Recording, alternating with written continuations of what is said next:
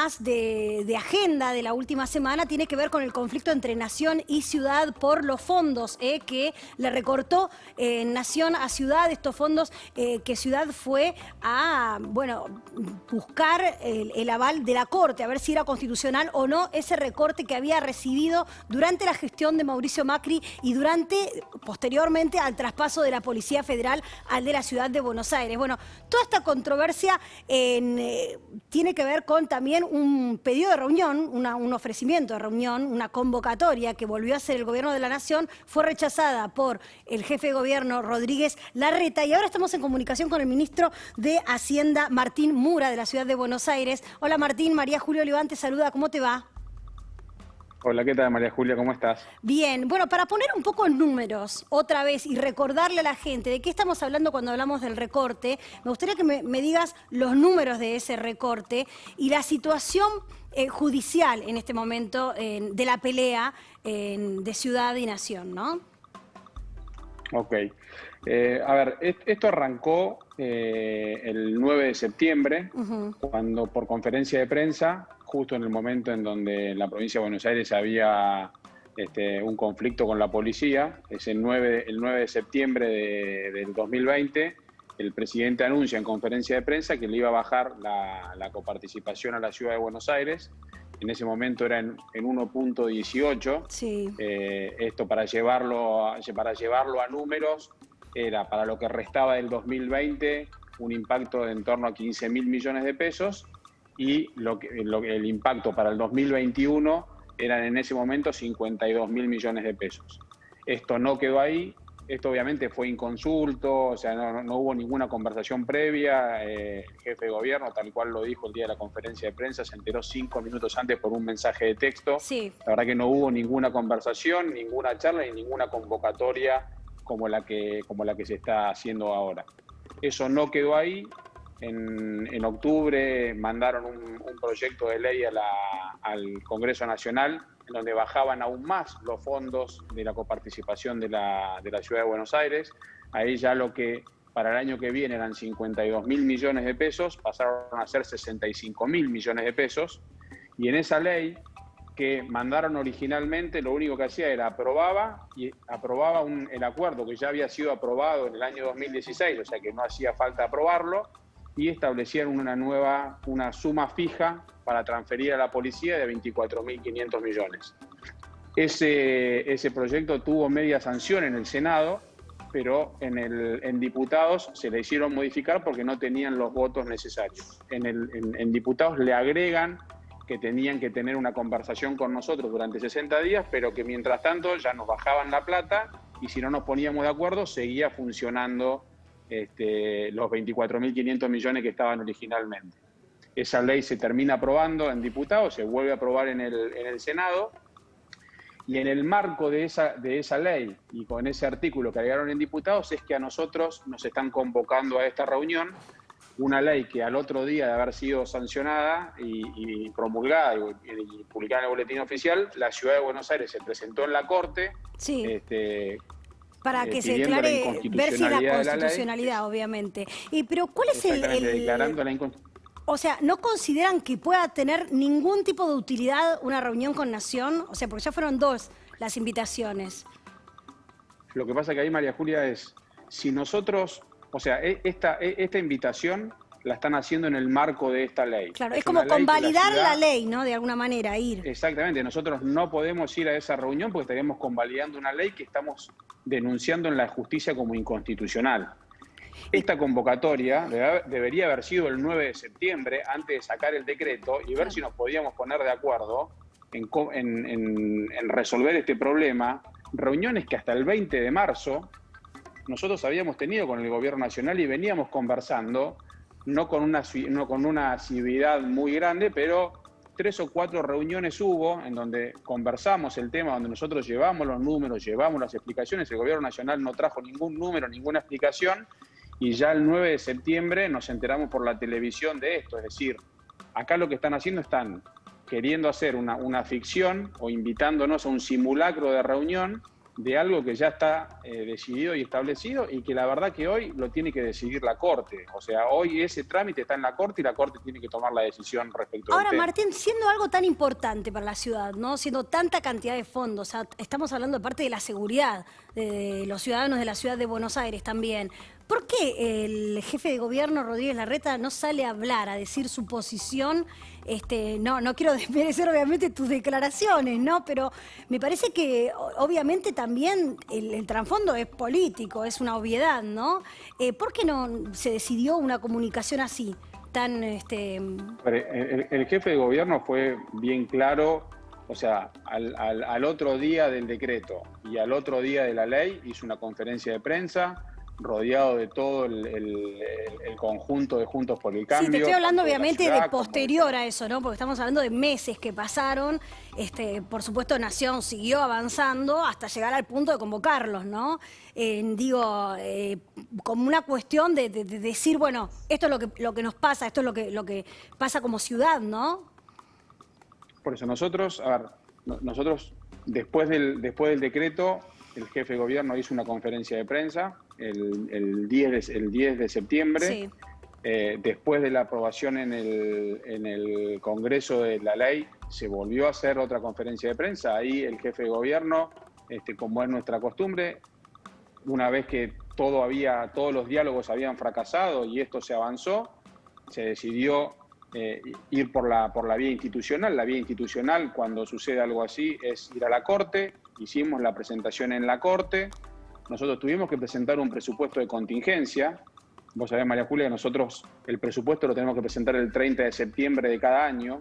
Cuando surgió esto, el 9 de septiembre, aquel decreto, tuvimos que rehacer el presupuesto todo de nuevo, tuvimos que tomar medidas que no estaban en la cabeza de ninguno de nosotros. Bueno, por eso te digo, pero estamos hablando de un tema central de la gestión de gobierno de la ciudad de Buenos Aires y a mí desde ese momento y hasta ahora, y te lo pregunto a vos, porque bueno, estamos haciendo esta entrevista, me llama la atención el silencio de Rodríguez Larreta, ¿no? O sea, sobre el punto de no hacer ninguna declaración más después de esa conferencia de prensa, siendo que es algo tan importante, ¿no? Que va a terminar de dirimir la Corte. Por eso yo creo que estar en manos de la Corte Suprema, habiendo hecho todas las declaraciones y mostrando por qué esta ley es lo inconstitucional que es, ahora tenemos que dejar actuar a la Corte. La Corte ya se expidió muchas veces en este tipo de situaciones. La Corte claramente ha dicho que avala el federalismo de concertaciones, aquel federalismo de los acuerdos, de los consensos, donde ninguna parte unilateralmente pueda romper los acuerdos que ya estaban firmados.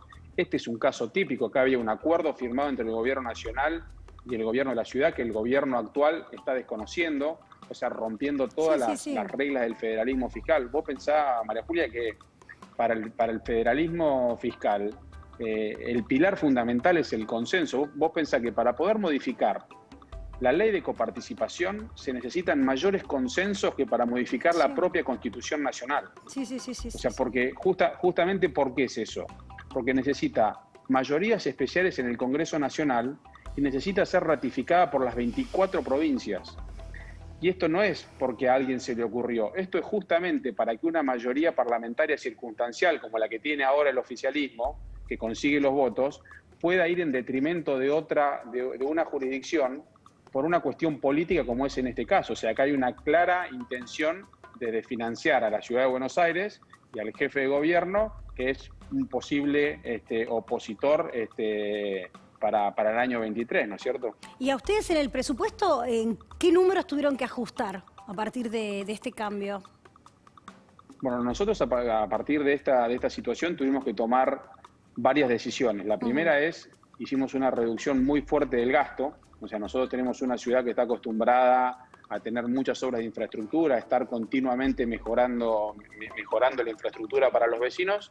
Para el año que viene prácticamente recortamos todo el presupuesto de infraestructura, es decir, el año que viene va a haber muy poca obra en la ciudad de Buenos Aires. Declaramos la emergencia económica, estamos en pleno de una renegociación de contratos con todos los contratos de la ciudad. Esa renegociación de contratos obviamente lleva aparejado una reducción en alguna del tipo de la prestación de servicio, es decir, el que más se ha hablado es el tema de la recolección de residuos. O sea, hoy la recolección de residuos es todos los días. Nosotros estamos planteando de que sea un día menos, que no se recoja los feriados. Bueno, son todas situaciones que van en detrimento del servicio, pero que ayudan a poder soportar esta quita de fondos. Y después, por el otro lado, también hubo un ajuste en algunos impuestos. Eliminamos unas exenciones que tenían las LELIQs en la Ciudad de Buenos Aires y pusimos también un impuesto a los sellos a las tarjetas de crédito, que son todas estas medidas que le estoy diciendo, María Julia, son todas medidas que son transitorias. Es decir, si la Corte falla y retrotrae la situación al 9 de septiembre, al día anterior al decreto, esto automáticamente, todas estas medidas desaparecen y vuelve a estar vigente el presupuesto que nosotros teníamos pensado mandar ante todas estas novedades. Bueno, pero ahora los tiempos de la justicia, ¿cuáles son? O sea, ¿cuándo tendría que expedirse la Corte? ¿Cuál es el próximo paso que está esperando el gobierno? La Corte no tiene tiempos preestablecidos para fallar. Acá lo que sí claramente hay es una gravedad en la demora. O sea, la Ciudad de Buenos Aires, desde el 9 de septiembre hasta el 31 de diciembre, fue perdiendo 180 millones de pesos por día de recaudación, o sea que fueron 15.000 millones de pesos en ese tiempo, y en el 21, si no hace nada, van a ser 65.000 millones de pesos. O sea, acá, cada día que pasa, es un montón de plata que la ciudad pierde, y es un menor servicio que la ciudad puede prestar a sus vecinos y a todos los que la visitan y a todos los que trabajan acá en la Ciudad de Buenos Aires. Esto no afecta a los porteños solamente, no afecta al jefe de gobierno, afecta a los 3 millones que viven y a los 6 millones de personas que vienen todos los días a la Ciudad de Buenos Aires. O sea, es un impacto muy grande que se está generando por esta situación, que claramente tiene una intencionalidad política, porque nosotros cada peso que recibimos rendimos cuenta para qué lo gastábamos. La Ciudad de Buenos Aires no se llevó un solo peso de más. O sea, ¿vos crees que directamente el gobierno nacional los quiere afectar, teniendo en cuenta que se viene un año electoral? A ver, no tengo dudas. Cuando uno empieza a sumar la cantidad de eventos que han habido desde el 9 de septiembre en adelante, el de la baja de la coparticipación, se escribió un consenso fiscal que era imposible de firmar para la Ciudad de Buenos Aires, donde se ponían cláusulas como, por ejemplo, que no se podían hacer juicios, había que renunciar a los juicios que uno tenía contra el gobierno nacional, o que no se podían transferir servicios con el índice de coparticipación. Nosotros, una de las medidas que tomamos para poder paliar esta quita de recursos fue eliminar la exención que tenían las LELIQs y los pases, medida que ya habían tomado San Luis, Tucumán, Misiones, Mendoza, Córdoba. Nunca el Banco Central dijo nada. Cuando lo hicimos nosotros, hace un planteo de inconstitucionalidad en la Corte. Tenemos trabado tema de terrenos. O sea, cuando uno empieza a sumar, o sea, te vas dando cuenta que acá hay una clara intención de financiar o de afectar las finanzas de la Ciudad de Buenos Aires, que es, si querés, la única jurisdicción que depende muy poco de las transferencias del gobierno nacional, y es justamente por eso de donde generalmente también surgen los principales dirigentes opositores, porque esa es la única que no pueden someter. Y lo que están queriendo hacer ahora claramente es someter a la ciudad o ir contra la autonomía de la ciudad. Pero también hay declaraciones, ¿no?, de los principales políticos. Obviamente estoy hablando del presidente, de la vicepresidenta Cristina Kirchner. Hay declaraciones directas acerca de la supuesta opulencia de la ciudad de Buenos Aires. ¿Vos crees que la quieren empobrecer a la ciudad? A ver, para mí, cuando hablan de opulencia, lo que están queriendo decir es buena administración. O sea, cuando uno administra bien durante mucho tiempo, las cosas están mejor. Entonces, cuando ¿Vos decís uno que es un elogio? se encarga... No. Es que claramente, o sea, porque la Ciudad de Buenos Aires tiene los mismos recursos que tenían en el 2005. Y en el 2005 estaba llena de baches, se caían los techos, las escuelas no tenían calefacción, no teníamos el subte, no teníamos policía. O sea, y entre el 2007 y el 2015, que fue el gobierno de Macri, sí, ahí te puedo asegurar que no hubo ninguna transferencia de recursos para la Ciudad de Buenos Aires, y ya la diferencia se notaba. y pasaron después del 2015 al 2019, esa tendencia de mejora siguió sucediendo. Claro. Entonces, cuando uno hace las cosas bien durante mucho tiempo, los resultados están a la vista. Martín, muchísimas gracias por esta comunicación con PM. No, por favor, gracias a vos, Juan. Hasta luego. Hasta luego. Bueno, de los números duros y fríos de la economía y de las peleas políticas,